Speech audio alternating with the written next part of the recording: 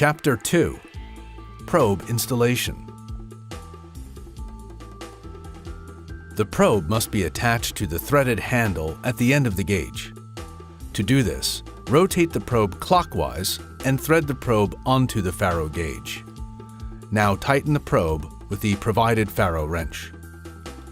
After switching the gauge on, the LEDs on the gauge handle will be green. After communication has been established with the host application, the LEDs will be flashing red.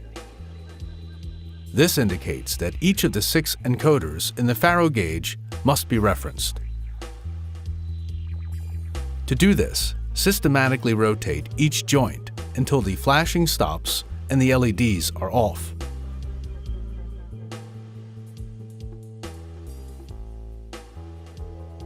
On-screen prompts will illustrate when an encoder has been cleared.